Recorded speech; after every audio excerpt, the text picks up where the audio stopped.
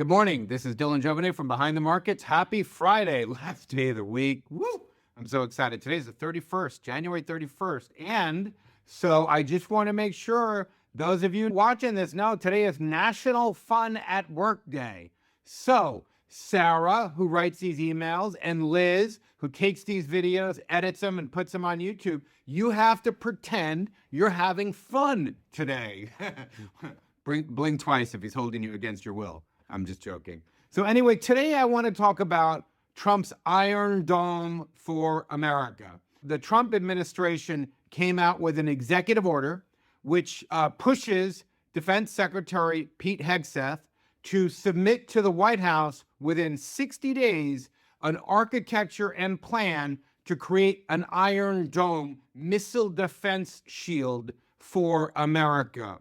And this is just one of those ideas that is just like, how has nobody done this yet? Most people do not realize how vulnerable the U.S. homeland is to missile attacks, especially forget North Korea or tin pot dictator like that. I'm talking about by China. If you look at and Russia, if you look at all these war game scenarios, the war games over Taiwan or with China, they all have China shooting missiles at Hawaii, LA, San Diego, all the West Coast, just obliterated basically with Chinese missiles. This is a serious problem. Jokes about losing LA notwithstanding, or the West Coast notwithstanding, that a bunch of my friends have made. This is a serious, serious problem.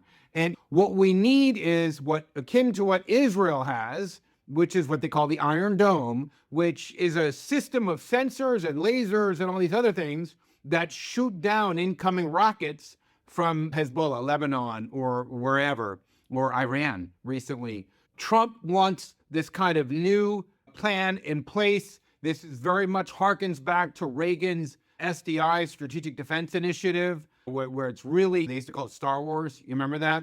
So this is kind of the same thing along the same lines. And finally, the tech has caught up after all these years, is actually caught up to the reality. And I think this is one of those dumbly, incredibly smart moves. I'm just shocked that nobody has done this before. Like, why wouldn't the Biden administration have done this? Because when you think about China, Chinese President Xi Jinping has said, be ready to invade Taiwan by 2027. We're in 2025. We've got 2 years, clock ticking, tick, tick, tick, tick, tick, tick, tick, tick, tick, tick, tick, tick. We've got 2 years to dissuade China from doing that. One big way of dissuading China from doing that is to show them in war game scenarios that their missiles aren't going to nail us as much as our missiles would nail them. So it's not mutually assured destruction. Basically, in this game of move and counter move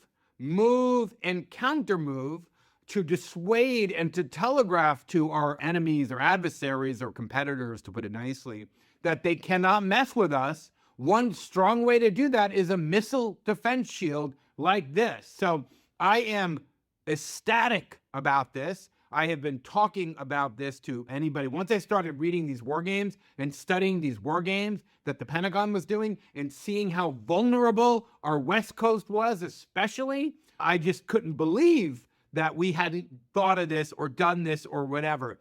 And this harkens back to Trump's decision in his first term to actually create its own space force to push it out of the Air Force. Because really, when you think of warfare in the 21st century, distributed warfare, a lot of drones, a lot of sensors, satellites, everything bouncing off of each other, all these kinds of things, you really need your own domain, your own chain of command for space versus Air Force. You can't have conflicting chains of command. If you're an Air Force person, how do you take care of satellites? You really want your own chain of command and organizational structure to support satellites and encryption and all these crazy things that need to be done to keep America safe. So Trump's Iron Dome for America, one of the most common sense, smart ideas I have seen in a long time. And this is the first or second order that he gives the Secretary of Defense, Pete Hegseth. This is the kind of stuff that I like. This is the kind of stuff that I like. We are all for this smart move all around, and I hope they move quickly. I hope Hegseth can move that trillion-dollar bureaucracy quickly enough to actually get this done. Have a great day. Have a great weekend. I will see you Monday.